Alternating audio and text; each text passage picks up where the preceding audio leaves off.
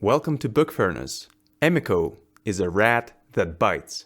This is the thesis of my today's video. To understand what the heck it means, you're gonna need a little context, and we're gonna start with a question. Do you have books that you're scared to read? And I don't mean horror books. I mean books that you know that you should read, but something holds you back. For me, one such book is Ordinary Man. It's a book about a group of Germans who go from, well, ordinary man to shooting a pregnant Jewish woman in the back of her head. And all without the conscious decision to become evil, but just kind of floating along with the circumstances. I still haven't read it, it's just what I understand about the book at the moment. I have no doubt this book is going to be an extremely difficult read. I know this book is going to crush me. On the other hand, I believe that through being crushed in this way, we sometimes become better people. So I want to read this, but I'm scared of this book. So the book I'm going to talk about today was for me on the same scary book list. And the book in question is The Windup Girl. Again, sorry I don't have a physical copy, I listened to it on Audible. So why was I scared of this book and why I think you might be scared as well? Well, I blame Booktubers. Every time I saw it mentioned, it was with disclaimers that yes, it's a good book, but it's really hard to read, it's really tough on you, if you're depressed, don't even come close to it, and so on and so forth. So naturally, I assumed that reading this book is going to be one of those soul-crushing experiences, and I mentally put it onto my scary book list. And boy, was I wrong.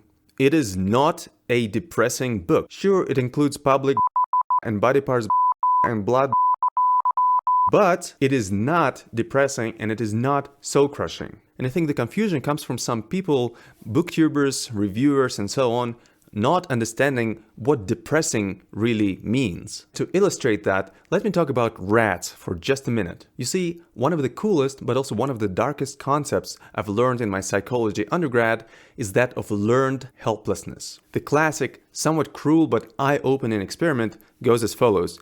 You take a rat, you put it in a locked metal cage, and you zap it with electricity again and again and again. And at first the rat tries to escape, it, climbs up on the walls and does everything it can to avoid this electric shock. But as time goes on, it just kind of gives up. And the saddest part about this is that even if you open the door to this cage, if you've tortured this rat for long enough, it doesn't go out. So that is depressing. But then there's a variation of this experiment. It is when you give those rats that you zap something to bite on, something to project their anger upon.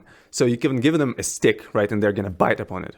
And what is amazing is that rats in the group that had something to bite into did not develop this learned helplessness. So when you open the door, they do escape. And here we come again to the thesis of my video. Emiko, the main character in The Windup Girl, is a rat that bites. She bites, she doesn't give up. If a main character in a book gets a ruthless, violent beatdown, it is not a depressing book. It becomes depressing when his assailants go away and the main character doesn't have the will to get up.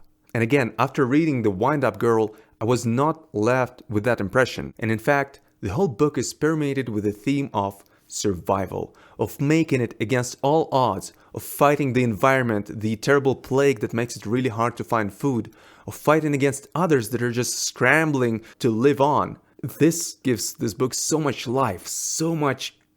I love this book deeply, even though it is rough. When the main character and all other characters struggle, it is rough, but it's not depressing. And on top of that, it's just such a beautiful book. It's unbelievably immersive. So you should definitely give it a shot. If it's on your scary list, get it out of there and read it. I will say though, if my friend was actually depressed, I don't know if The Windup Girl would be the first book I'd recommend to them, but I don't know. For me personally, rough but not depressing books actually help in times when I feel down and struggle to motivate myself. And if you've had a similar experience, let me know in the comments.